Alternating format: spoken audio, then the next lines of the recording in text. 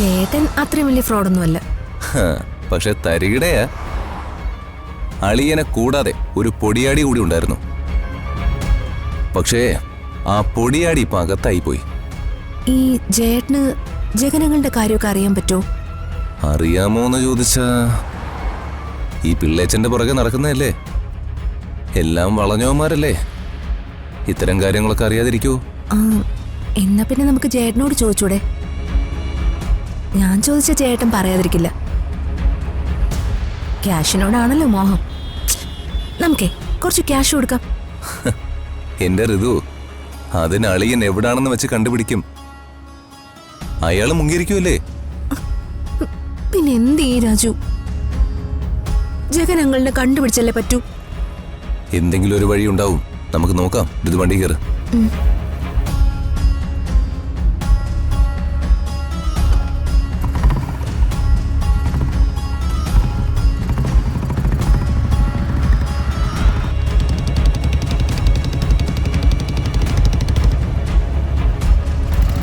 ഇറങ്ങ. രാവിലെ മുതൽ വൈകുന്നേരം വരെ പോലീസുകാരിട്ട് ഉരുട്ടിയാ പോലും അനന്തമുള്ള സത്യം പറയില്ല. പിന്നെ അയാള് നമ്മുടെ വിരട്ടലിൽ വീഴാൻ പോകുന്ന. രാജു, ജഗനങ്ങളിനെ നമുക്ക് എങ്ങനെയും കണ്ടെത്തണം. അങ്കിളിപ്പോ മരണത്തോട് മല്ലിടുകയായിരിക്കും. നമ്മുടെ ലക്ഷ്യമൊക്കെ നിറവേറ്റുന്നത് രണ്ടാമത്തെ കാര്യം. ആ ജഗനങ്ങൾ എന്തായാലും ഒരു മനുഷ്യനല്ലേ. നമുക്കെല്ലാം പ്രിയപ്പെട്ട ആളുവാ. അതെ.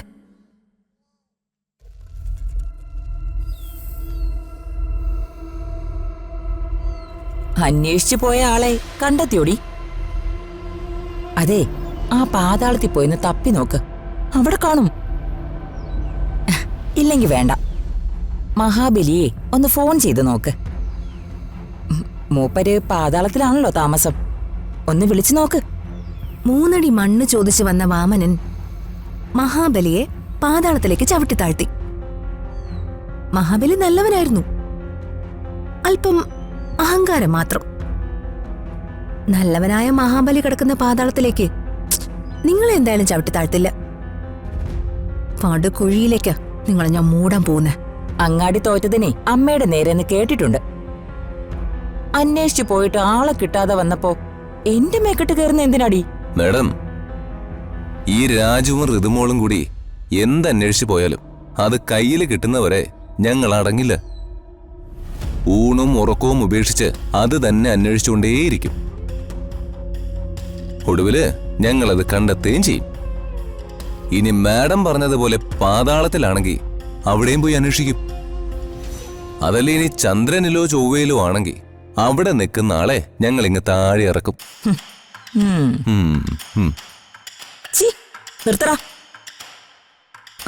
എന്താ മക്കളെ ഇവിടെ? ചെറിയമേ, ഇവിടെ ഒരു സ്ത്രീക്ക് കൃത്യസമയത്ത് ഗുളിക കഴിക്കാത്തതിന്റെ വെപ്രാളാ. ചെറിയമേ, ഇവരെ ചങ്ങലയിൽ പൂട്ടിയിടണം.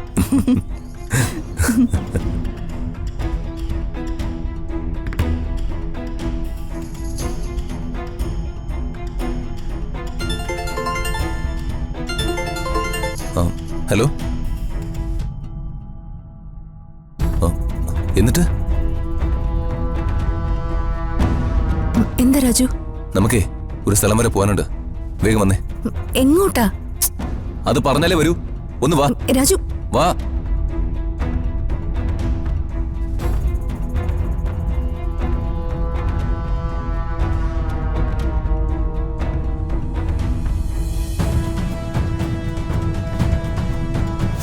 സിസ്റ്റർ എൻ്റെ വെറുമൊരു വെൽവിഷർ മാത്രമല്ലല്ലോ, എൻ്റെ ജീവൻ രക്ഷിച്ച ആളുകൂടിയല്ലേ. മുഖ്യമന്ത്രിയാകണോ മാറി നിൽക്കണമെന്നൊക്കെ തീരുമാനിക്കുന്ന ദിവസം നാളെയാണ്. നാളെ ഉറപ്പായിട്ടും സിസ്റ്റർ പവിത്ര വന്നിരിക്കണം.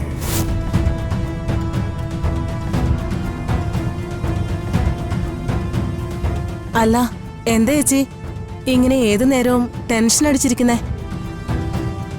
വർമ്മ സാറ് പറഞ്ഞ കാര്യം ഓർത്താണോ? അതെ സുജാതെ, ഞാൻ അവിടെ ചെല്ലണമെന്നാ പ്രതാപേട്ടൻ നിശ്ചയിച്ചിരിക്കുന്നത്. നിർണായകമായ തീരുമാനങ്ങൾ എടുക്കുന്ന ദിവസമാ ഞാൻ ചെല്ലണമെന്ന്. അതെങ്ങനെ പോകാൻ പറ്റും? സിസ്റ്റർ പവിത്രയാണ് വർമ്മ സാർ ക്ഷണിക്കുന്നത്, അല്ലാതെ പത്മാവതി എന്ന ചേച്ചിയല്ല. ചികിത്സിക്കാൻ നിന്നത് ഒരു പവിത്രയല്ല ഭാര്യയായിരുന്ന പത്മാവതി ആയിരുന്നു എന്ന് വർമ്മ സാർ അറിഞ്ഞ വർമ്മ സാറിന്റെ മട്ടുമാറും. എനിക്ക് അത്രത്തോളം ഒന്നും വർമ്മ സാറിനെ അറിയില്ല കേട്ടോ. കേട്ടിടത്തോളം ഉള്ള അറിവ് വെച്ചാ ഞാനീ പറയുന്നത്. നീ പറയുന്നതിലും കാര്യമുണ്ട്. ഞാൻ അതൊക്കെ ഓർത്ത് വിഷമിച്ചിരിക്കുന്നത്. ചേച്ചിയോളം വിവരവും വിദ്യാഭ്യാസവും ഒന്നും എനിക്കില്ല.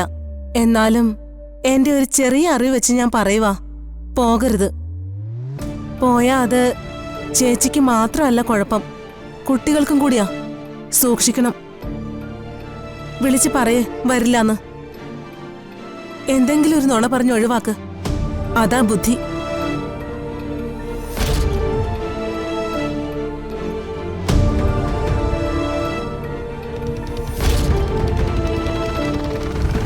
രാജു, ആ ഇങ്ങനെ സസ്പെൻസിൽ നിർത്താതെ നമ്മൾ എങ്ങോട്ട് പോകുന്നെന്ന് പറ.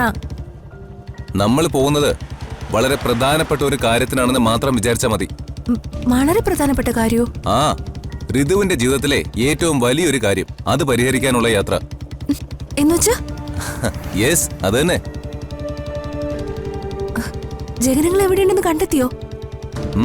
ഏറെക്കുറെ. ദൈവമേ. നമ്മൾ പോകുന്ന ലൊക്കേഷനിലെ അനന്തം പിള്ള ഉണ്ടായിരുന്നതായിട്ട് സൈബർ സെല്ലിലെ എന്റെ ഒരു ഫ്രണ്ട് എന്നെ വിളിച്ചു പറഞ്ഞു. ഋതുവിനെ അയാൾ ഭീഷണിപ്പെടുത്തിയ ദിവസമില്ലേ, അന്നൊക്കെ അയാൾ അവിടെ കറങ്ങുന്നുണ്ടായിരുന്നു. എന്നാ നമുക്ക് വേഗം പോവാം. ആ,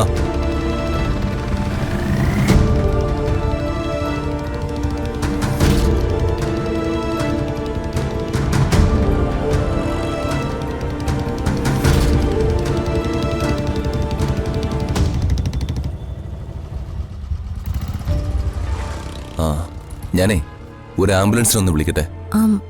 ആളിവിടെ ഉണ്ടെന്ന് ഉറപ്പുവരുത്താതെ. ഉണ്ടാവുന്നേ, ഇത് കുറുപ്പിന്റെ ഉറപ്പൊന്നുമല്ല, ഈ രാജുവിന്റെ ഉറപ്പാ.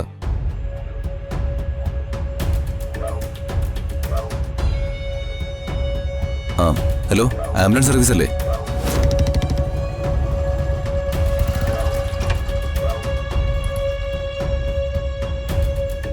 വാ.